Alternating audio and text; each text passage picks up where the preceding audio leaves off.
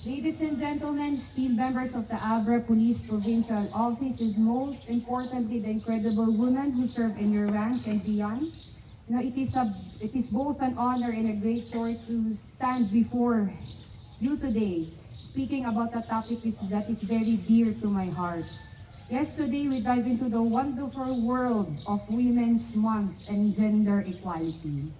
Now, before I go further, let me be clarified that this is not a male bashing season. Kakadwa nga babae hangaga po the Women's Month. But I am here to invite you on a journey, a journey towards understanding, respect, and collaboration.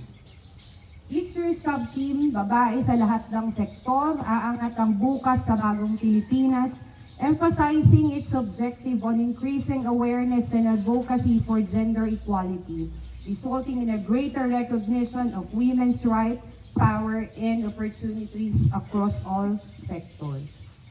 Let me begin this by encouraging everyone present here today to reflect on the lives of all women in your life,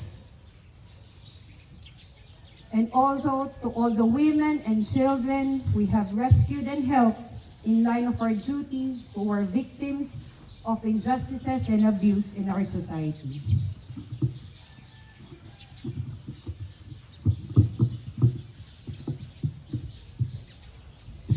March is a month where we honor strength and resilience and achievements of women.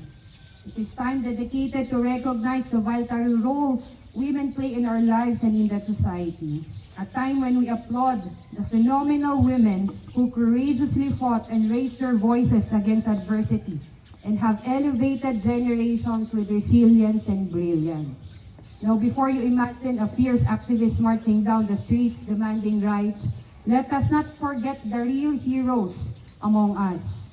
Our determined parents who believe that there is a better life for us, thus you are here. The multitasking moms, or the women who balance work and family life. Solo parents, and women in your ranks who already breaking barriers, and many more. These are the everyday warriors who embodied the empowerment in its truest form. However, while it is true that today we celebrate and honor these victories and milestones in advancing women's rights, we still find ourselves at a pivotal intersection, where the numbers of injustices and abuse against women are still increasing. Women continue to face barriers that hinder their full participation in society. Gender-based violence, unequal pay, discrimination at workplace, hate crimes, and limited access to resources are just few of the issues that still persist. As we stand here in solidarity, let us reflect on the journey that has brought us at this point. The fight for gender equality, it's not just a women's issue. It is a human and a societal issue. It is about ensuring that every individual, regardless of sex, gender, or race, has the opportunity to thrive, contribute, and be heard. It is about creating a society where everyone can pursue their dreams without fear of discrimination or violence. This is where you, our partners in the Philippine National Police, play a critical role. Your duty goes beyond maintaining law and order, but also advocates for justice and equality. You have an obligation to protect the most vulnerable among us. We must ensure that every woman feels safe in her community. It is our responsibility to combat violence against women and hold perpetrators accountable. Create an environment where women can report crimes without fear of stigma or retaliation, and not to hinder these victims to report for the purpose of recognition. Throughout my experience as a developmental worker in the community, we often hear the cries of injustices, especially those who belong to the sectoral groups and other victims of gender-based violence. They speak in a way that it's as if their fate is carved in that unfortunate situation.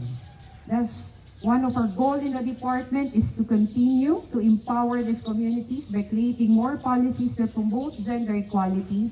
We will continue to bring basic services to the far-flung communities closer to its people.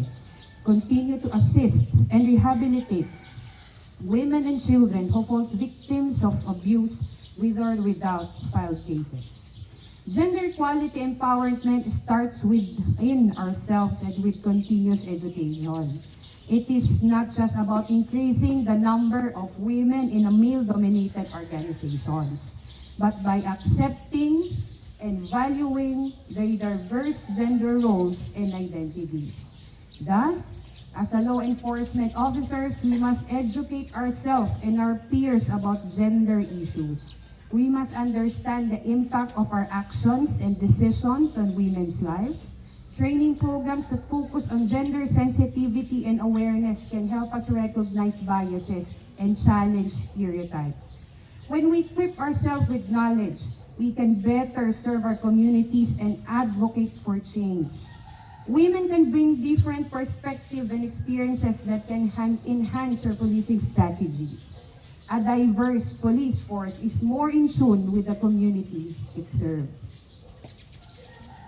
I urge everyone here, be our allies. Use your ranks and privileges and use it to uplift the voices of women. Let the DSWD or let the SWAD assist you to better understand gender issues so you may be able to help us stand against sexism and discrimination and advocate for policies that promote gender equality. I want to emphasize that our journey towards gender equality is far from over. We have made progress, but there is still much work to be done. Each of us has a role to play in this movement, whether you are a police officer in front of lines or developmental workers or members of a community, we have a role to play to make a difference. Each time we uplift a woman, challenge a stereotype, or advocate for equality, we take a step closer to a just society. Together, we can create a future where gender equality is not just a dream, but a reality. Let us make our voices heard and ensure that women of our nation are given the respect, opportunities, rights that they deserve. Before I end, may I please request all women who are with us today to please stand and who are already standing pala.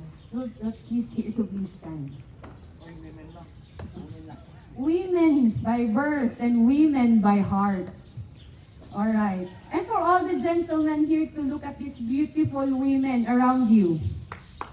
And say thank you and good job. No? It's just sad, no? Kukunti na naman ang mga kalalakihan. Talagang we empower ourselves. We advocate for ourselves. Every year in and year out. Have a seat.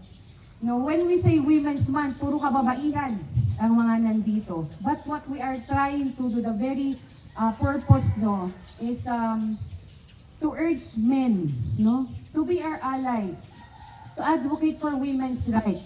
Kailangan din namin ng mga kasama para tulungan kami sa aming advokasya. Tama? Walang magsasalita sa mga kababaihan. Tulungan niyo ako dito. Yan. Kasi kung kami-kami lang, we empower ourselves, we advocate for ourselves, alam na namin yun, kailangan namin ng mga allies. Kaya sana sa susunod na taon ay mas marami ding kalalakihan na nandito. Kasi para sa kanila ang mga mensaheng ito. Alright. I began my remarks today with a moment of reflection. And I will end it with a call of unity as we commit ourselves, as we pledge to be champions of gender equality and empowerment. Together, we can build a safer, more inclusive society where every person can thrive. Let us take this journey together as equals and as partners in service. Maraming salamat po sa lahat at magandang umaga.